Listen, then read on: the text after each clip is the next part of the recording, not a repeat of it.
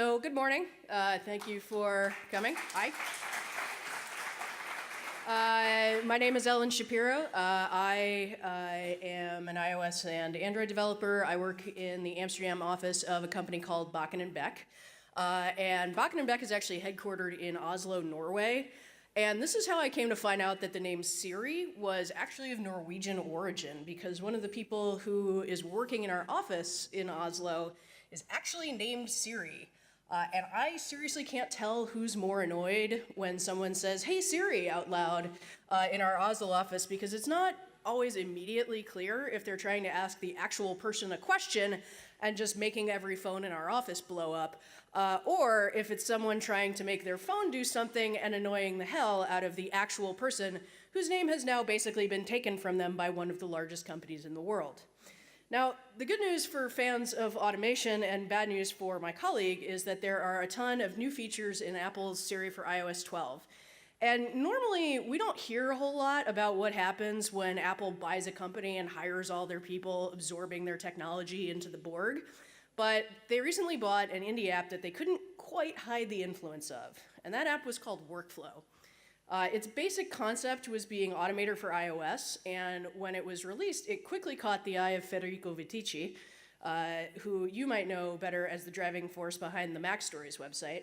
And Federico and a lot of other people really loved Workflow immediately. Mac Stories wound up creating an entire section dedicated to its use and optimization, and it was unsurprisingly named their iPad app of the year for 2014.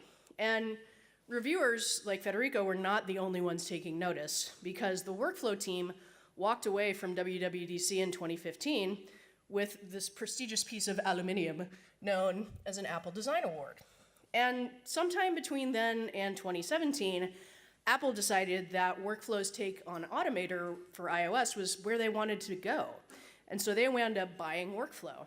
And some people were a bit apprehensive, since this app had been such a major piece of productivity software for them, and they didn't want it to go away.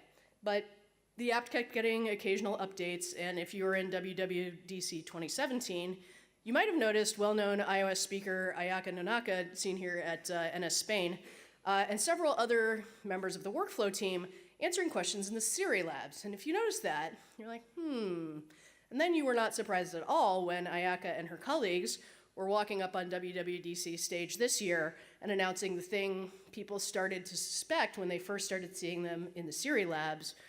Workflow had been turned into Siri shortcuts, which is Apple's vision for the future of automation on iOS. Now, it just released version 2.1.1, which added a bunch of built-in support for things that people had been hacking together before, like unit conversion.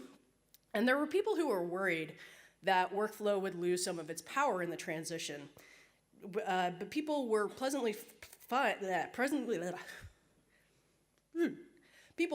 surprised to find that its powerful features were still intact, such as grabbing a bunch of files to zip into a folder and send or save. But it got even more powerful after being bought by Apple, because they turned the team loose on a whole bunch of private APIs. You could set up arbitrary Siri voice commands for workflows, and then you could start to access system things like turning the flashlight on and off. So naturally, the first thing people did with this was turn Siri into a Harry Potter spell translator, using Lumos to turn on the flashlight and Nox to turn it off. One of my favorite takes on this was former Apple developer evangelist Dave DeLong's revelation that he had actually filed a radar when he worked at Apple to make Siri do things like this. And while I don't think Avada Kedavra to turn it off and on again was going to ever make it through, there's tons of other stuff that's now possible. And in fact, it can kind of feel like magic if you tell Siri to start your day, and it runs the shortcut you've created, which tells you about your day, when you need to go to work, and then turns on the light so you don't trip and kill yourself when you're getting out of bed. And then, that's really cool. There's also ones that make living in a total dystopian nightmare a little bit simpler, such as the shortcut for when you get pulled over by the police in the US. It pauses your music, it dims the phone, puts it on Do Not Disturb so you don't get shot because you got a text message and it scared the cop. It texts a designated contact your location so they know where and when you got pulled over, and starts recording video from the selfie cam, which is automatically sent to a contact or uploaded to various servers when the video is stopped. When I saw this, I first thought, wow, that's really useful. And then I felt very, very sad about that reaction. So I want to get back a little bit to some of the silly things that are a little bit more fun, because you could live out your childhood dreams by setting it up to turn on all of your lights, by pretending you're Inspector Gadget, an 80s character from cartoons who would shout, "Go, go, Gadget, whatever," and then his minivan would turn into a DeLorean or something similarly goofy. I'm going to be super disappointed if the eventual Apple car does not have this feature, by the way. And you know, you're all listening to me talk about all this cool stuff and think, well, how can I take advantage of this? What about my app? The good news is that Apple has added a whole mess of new APIs around this, and that's made developers very, very happy. I will get to some pieces of bad news towards the end of the talk, but I want to talk to you about the 3 key steps that you need to take in order to work with Shortcut. The first thing you need to do is create a shortcut. I'm going to go into way more detail on the 2 ways that you can do that. And then once the shortcut is created, then you need to donate the shortcut to the system so it can be used later when your app is not active. Now, donate is a really weird choice of words here, since I normally associate donate with either desperate political candidates or severely underfunded charities, rather than trillion-dollar companies. But you are telling the system, hey, I did all of this work, and now you can have it for free. So yeah, you're donating it. And finally, you need to be able to handle any selected shortcut in your app. So we should start in the obvious place. How do you create a shortcut? There are 2 ways, one of which is easy and one of which is way more involved. So I've got a bunch of in-progress sample code for an app which is basically TripIt, but with way worse functionality and user experience. And it's at github.com/designated-nerd/travel planner if you're interested in looking at some of the code that is powering all these samples. I'm going to start with the easy way, NSUserActivity. If you've never really worked with NSUserActivity before, one thing you need to realize is that it's a representation of a thing the user has done. It may take many steps within your application, but it's one fundamental activity. For example, in my travel planner app, I'm creating an NSUserActivity to be able to view a particular trip. So there's some setup in order to do this. I'm going to walk through here. First, you have to create a user activity. You use a reverse domain style identifier, and you have to add that to your array of NSUserActivity types in your info P list. You then have to make it eligible for both search and prediction in order to make it available to Siri. If the user does the same thing all the time, Siri will actively try to surface this shortcut to save the user time. But to get any Siri interaction at all, you have to turn on both of these. Next, you add a title for your user activity, which is going to be displayed in Spotlight search. Then, a suggested invocation phrase to suggest something for the user to record as the shortcut for this action. Then, you have to make sure that the system knows what information is required in order to perform this activity. Then, you add that appropriate information to the user info dictionary. Note that you can have other keys and values besides the required ones in the user info dictionary, but Siri will just throw them out when it's trying to deduplicate donations. Next, use a unique persistent identifier so you can edit or delete a particular shortcut in the future, which you should do if the user either changes some underlying information about the thing the shortcut is pointing to, or does something like log out of your application. Next, make sure the user activity is assigned to a view controller. I will note that while this is not super well documented, donating user activity shortcuts basically does not work without you doing this. So make sure you remember to. Finally, you have to call become current on the user activity, which causes it to be automatically donated to the system. And if you want to make sure that this works, you can go to Settings, select Developer, scroll all the way down to the bottom, and you will see a bunch of options around testing shortcuts. If you turn on Display Recent Shortcuts and Display Donations on the lock screen, you can go back to your home screen, pull down to bring up the Spotlight screen, and now you can see what a basic donated shortcut looks like. You get a few things for free.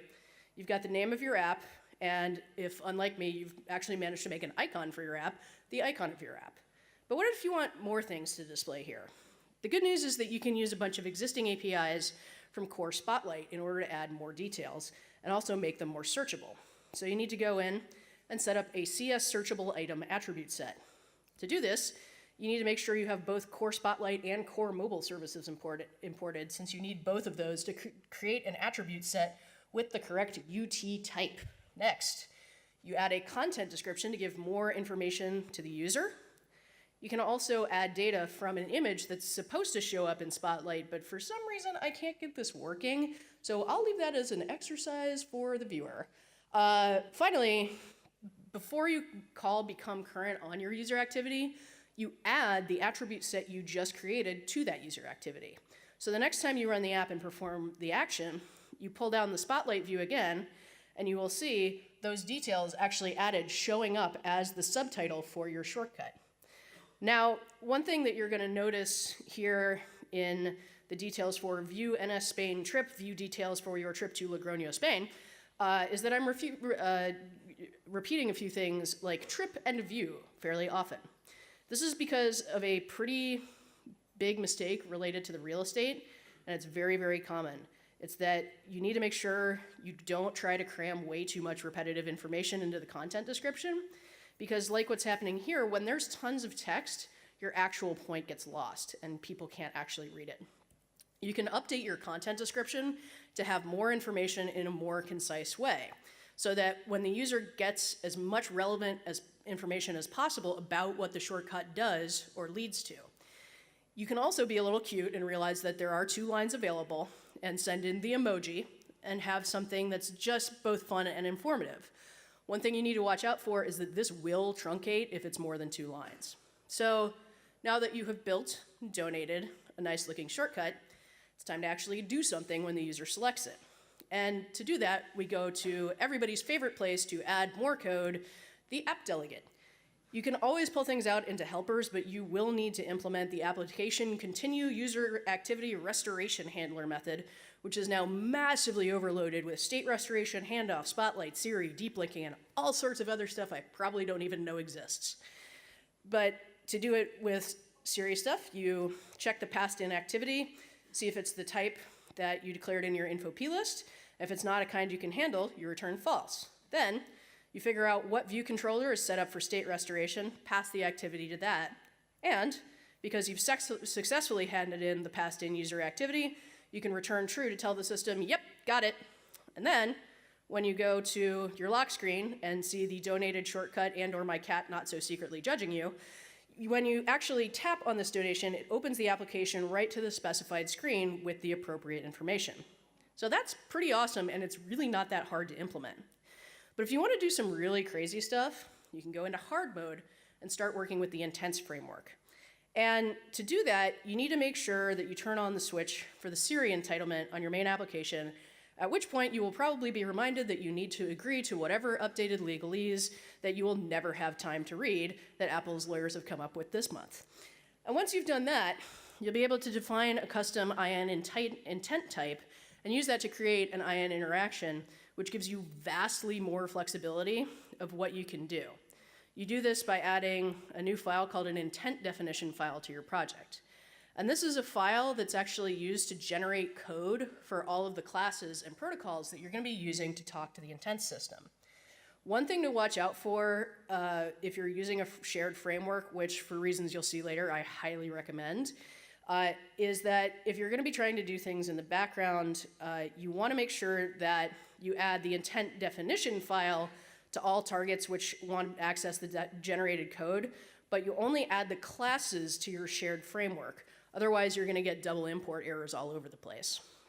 So I'm not entirely clear on why you have to add the definition file if you're already importing a framework that has it, but that's neither here nor there. In your intent definition file, you need to add a custom intent. And this will cause Xcode to generate classes and protocols that you need to run your intent. And it'll automatically add the intent name to your list of user activities in your app. Note that it will not actually do this for the actual intents extension, which seems like a little bit of a silly omission, but whatever. One thing to watch out for here is naming. The CodeGen automatically adds the word intent to your class name. So if you name something add trip intent, you will wind up with a generated class called add trip intent, which seems a little bit silly. So you go back, you rename it without the word intent, and everything seems normal in the world of code generation. And here in the intent definition file, you can define information about what category of intent you're going to be handling, give it a title, a description, an image, and that actually works, unlike the Core Spotlight API, and decide whether it needs confirmation. And there are a ton of pretty flexible categories you can choose from for what you want your intent to be able to do. Obviously, file a radar if you can't cram what you want to do into one of these many categories. I found this to be fairly inclusive. Then, you can add parameters that are possible for your intent and add combinatorial shortcut types for all of these parameters and use the parameters as placeholders in the title of the shortcut being created. One thing to be aware of is that the intent does not accept all types. One major omission in my book is date, though I can certainly understand not wanting to open up that whole can of worms from a development standpoint. This is where the first piece of bad news comes in. It turns out you can't just get completely arbitrary data from the user. You have to provide the data yourself. So my brilliant idea to allow the user to verbally add a new trip and parse the input wasn't going to work. So I thought, okay, instead of adding a new trip, we can allow the user to see departure and arrival information for a particular trip. Okay, great. So you have to donate an intent shortcut in order to do that. It's a little bit less involved than it could be because a lot of the information is set up in the code-generated class for you. First, you create the intent and you give it information based on whatever thing it's related to. In this case, it's a plan. Then you give a suggested invocation phrase so that when the user is trying to come up with a vocal shortcut, they get this nice prompt from Siri, which they are completely free to totally ignore. I'm going to talk a little bit more about why the suggested phrase is so short and this longer one is not super advisable later. One thing you don't have to worry about is whether other apps are suggesting the same phrase. If a user tries to create two shortcuts with the same phrase, they get this nice little warning that the suggested phrase is already in use and they're prompted to pick a different phrase. And you'll notice that the done button also goes away. If you really, really want to, users can even record multiple shortcuts for the same intent so that various ways of asking Siri to do the same thing are all covered. So let's go back to the donation process. Once you've actually created your intent and given it a suggested invocation phrase, you have to pass nil if you don't want the shortcut to open your app to the place where a shortcut was donated for the response. You pass in your intent, you give it to that interaction, and then you donate that interaction to the system so it can be used to create a shortcut. And again, just as before, you have to add handling in the app delegate's continue user activity method. But this time, you can actually grab the user activity's interaction and intent and validate that it's the correct type. Then use that intent to grab your item and tell the system the intent can't be handled if there's nothing to display. One note, I really, really recommend making some kind of convenience method that allows you to grab the specified item from a given intent, because there's multiple places that you're going to be doing this eventually, and it's going to be way easier to test if all of that is centralized. Then, once you've actually got the thing that you want to look at, you can display it, you can tell the system that you've handled it. And then, you can still have your NSUserActivity handling going on beyond that. These are not mutually exclusive techniques. You can use the simpler NSUserActivity method for simple things and the more complicated intent method for more complicated things. And now, what if you want to be able to let the user do something in the background without even leaving Siri or opening your app? Then, you want to actually go into export mode where you're creating responses and using an intents extension to access your data. So to create it, you add this lovely intents extension. It's got the little Siri waves on it. And add a class to that extension that implements the code-generated protocol methods for your intent. You can optionally do work to confirm that you're ready to handle the intent, checking that the user is still logged in, checking that the user hasn't deleted some data, checking that your server isn't down, other preparatory things. Then you actually do whatever it is you want to do with that intent and return a response. Now, by default, the system will always give you success and failure responses with no template, and will figure out what to show your user. But if you want to do something more sophisticated, you can go back into your intent definition file and add custom responses, which can also have the same kinds of properties as intents can, and use those properties to, again, give Siri some custom responses to give to the user when the action has completed, which are even more sophisticated. And when you do that, the code again regenerates, and you can then pass information directly from your app's database into an intent. Although again, you're probably going to be doing this fairly often. You want to consolidate something which can generate the intent response based on the model object being used. And you might have noticed, it's not just success responses which can use these templates, it's also failure responses. So by doing this, you can give much clearer messages to Siri to pass along to your users so they can know what went wrong rather than getting a vague error message that just something isn't working. Now, one thing I want to point out about using an extension is that it's running as a separate process. So if you've got your backing store for core data or any other database sitting within your apps container, your extension won't be able to spin up the context, and this will all fail.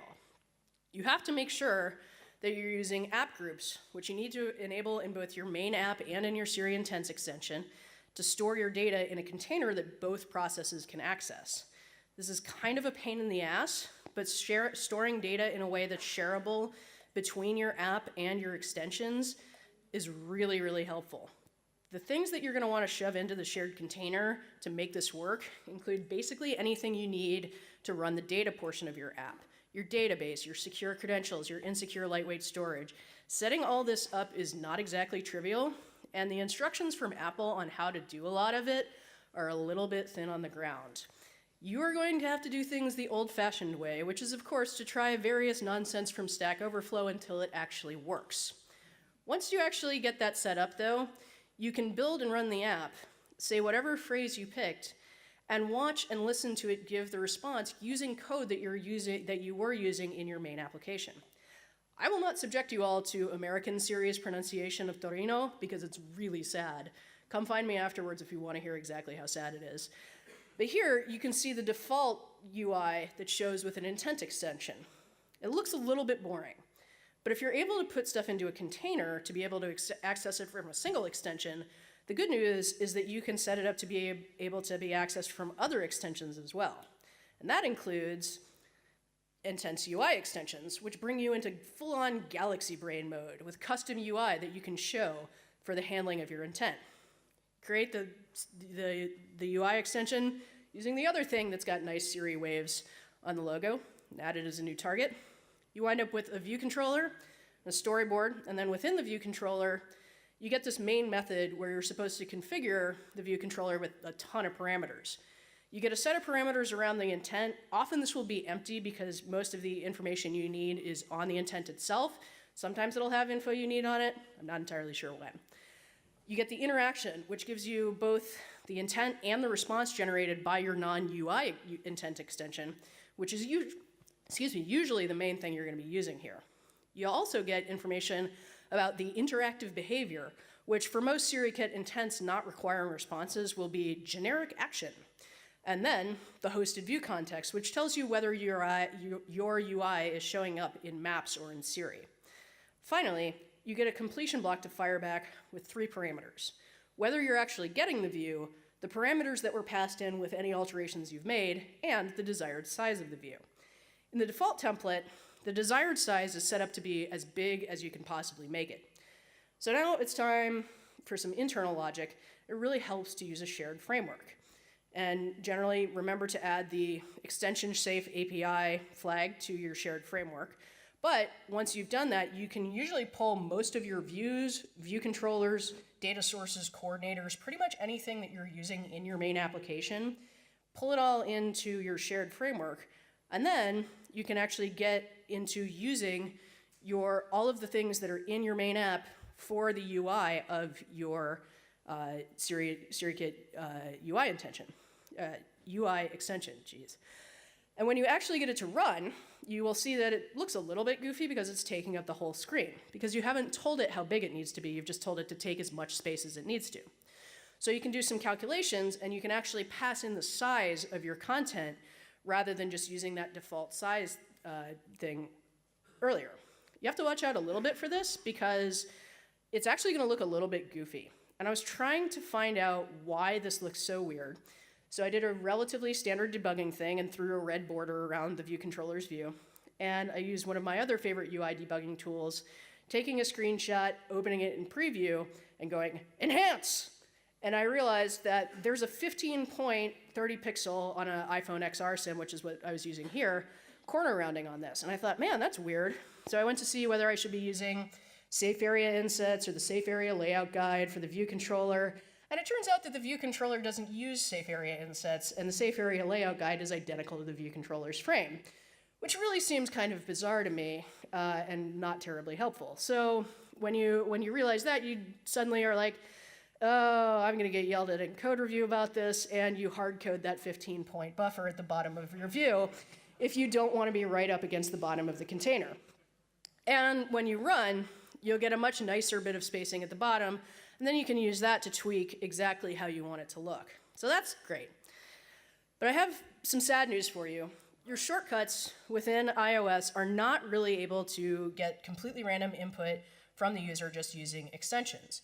You can see the difference within the Shortcuts app when you press the info button on a system-provided shortcut, which can provide specific types of input and output, and a shortcut for an app which is using the standard shortcut extensions. There's no way to get input or output from one of these. You'll always see the phrase, this action passes input through as output. Now, one thing you'll notice if you look through a lot of third-party shortcuts is that there are a few which do have some of these capabilities. And they're usually apps which were included with older versions of Workflow, which used a community-developed standard called xCallbackURL, which allowed some basic types of interactive communication through hacked URLs. And this is something that unexpectedly Apple actually started adding official support and documentation for when the final final version of Shortcuts was released. The thing is, setting this up is kind of a lot of work, and when confronted by this, developers tend to go into the same mode our cats did during the scorching heat wave in the Netherlands this summer because our house is not air conditioned. And to get past this mode, you have to find a level of shortcuts usage beyond Galaxy Brain mode, and I like to call that carrot mode, wherein you use the system clipboard to work around the limitations of what's possible right now for third-party intents.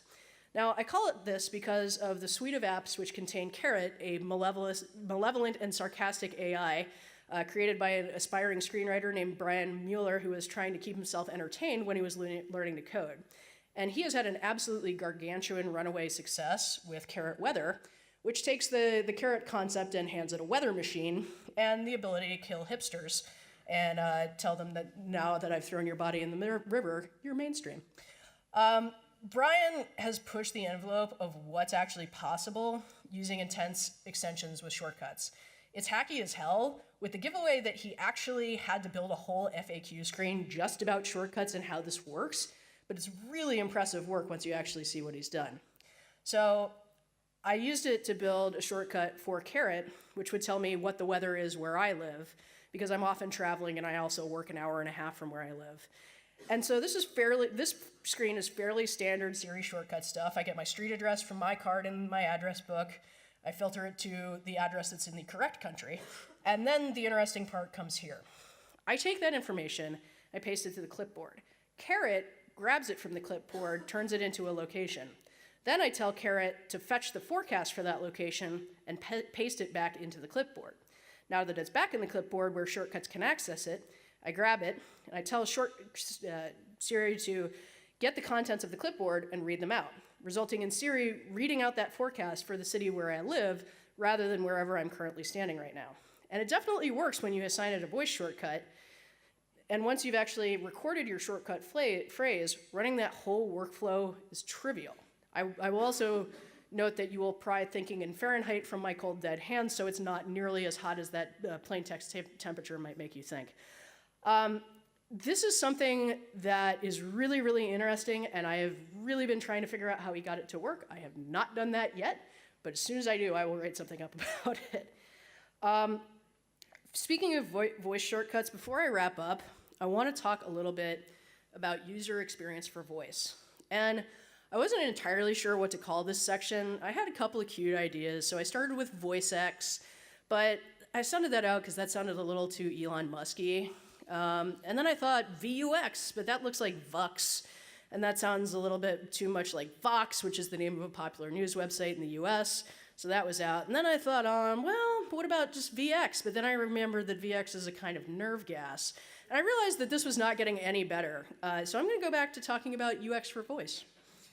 Similar to shortcut names, Apple really recommends keeping your voice commands short and simple because they're easier to remember. Because you can be tempted to give your user something that's very, very clear, you have to bring out your editing pen in order to get it to a point where it's more useful when it's invoked by voice. You might start with, "Hey Siri, when is my next flight?" But it turns out, "Hey Siri" is handled by the system. So you're going to be saying, "Hey Siri, when is my next flight?" Which is basically this nice young woman's worst nightmare. So you can drop that bit, and you're already left with a shorter shortcut. But we can do even better. If a user is asking for something, they probably want their own info, and your response should probably give them their information about their next flight, including departure time, so you can remove the specifier of whose info they're looking for and exactly what info. And then it's also no longer really a question, and so you're left with a short, sweet shortcut that will still get your user the information that they need. Now we finally made it to the obligatory summary slide. Thank you all for hanging in there. Shortcuts are a really great tool for automation. I really think that this is something that Apple is going to be pouring a lot of resources into over the next few years, because what you can do by combining all these things is really, really powerful. Unfortunately, shortcuts that are created by third-party developers can be a lot more limited.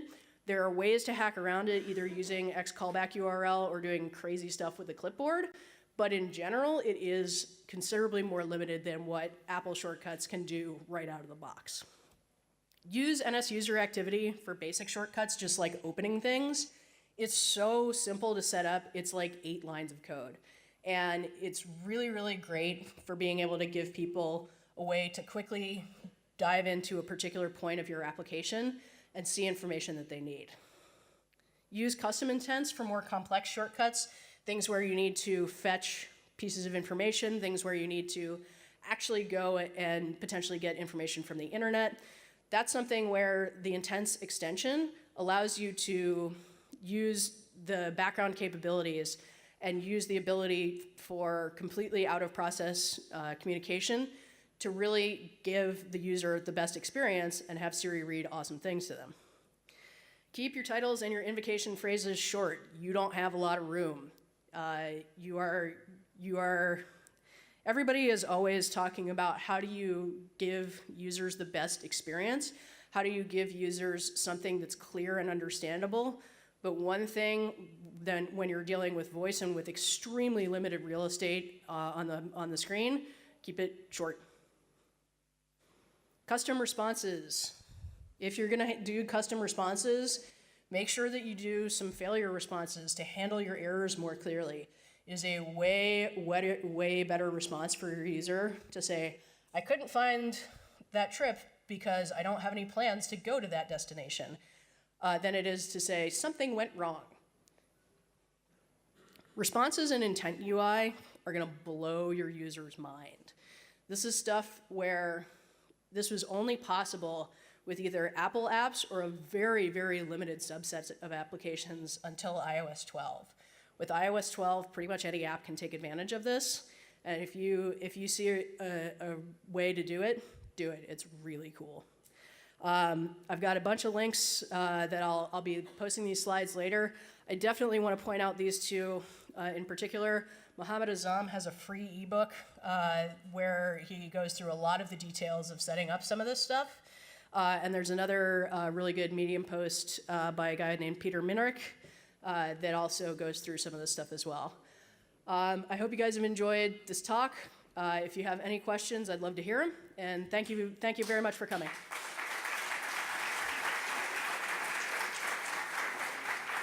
All right. Got one down in the front. Okay. Do you know where the donated shortcuts is stored? In the smartphone or somewhere in the cloud? So the donated shortcuts are all stored locally. This is part of Apple's big thing in terms of trying to make sure that people's information stays private. There might be something that goes to the cloud, but it's all like super anonymized. And for the most part, like if you're donating one shortcut on your iPad and and the same shortcut on your iPhone, it's not necessarily going to be able to combine those and say, oh, you looked at this on your iPad, you looked at this on your iPhone, you looked at this on your iPad, you looked at this on your iPhone, unless you're using handoff, is my understanding. Anybody else have questions? Yep. Hi. So I missed the beginning, so I'm sorry if you answered about that, but here's the question. There are two fields where I see Apple in the future going. One is audio, and the other one is augmented reality, stuff like that. How much of the future of Apple do you think will be about audio? Because obviously with stuff like the HomePod and the AirPods and the watch, which cannot display so much, we're going to have to do much more stuff from our apps to work with Siri, right? Yeah, I think so. And I don't think that audio and augmented reality are actually mutually exclusive. You know, particularly if you know, everybody's heard the rumors that Apple's working on glasses. It's also something where if anybody was friends with somebody who was enough of a dork to buy Google Glass a few years ago, one of the things that you saw was that they're able to do a lot of control with voice on that. And so I actually had a friend who built a thing for Google Glass who would basically say, hey, Google, find me transit. And it would do a search, it would figure out where the nearest transit stop was, and then it would display the directions on the little thing. That's a really cool thing to be able to do. And so starting with the ability to say, hey, now I can handle these requests from users is a place to start, so that when you actually get the ability to display it in a more heads-up display way that people are going to be able to use, potentially also if there's a car that's got a heads-up display that the user can use without having to like look down at their phone, that's something that's also very, very possible within the next few years. And being able to do these things where people are using audio to trigger UI, that gives you a lot of flexibility in terms of where you show that UI. So handling that voice stuff, I think, is going to be a big deal. Does anybody else have questions? Or? All right. Thank you all very much. If you want to hear Siri's terrible pronunciation of Torino, come find me. Otherwise, have a nice day.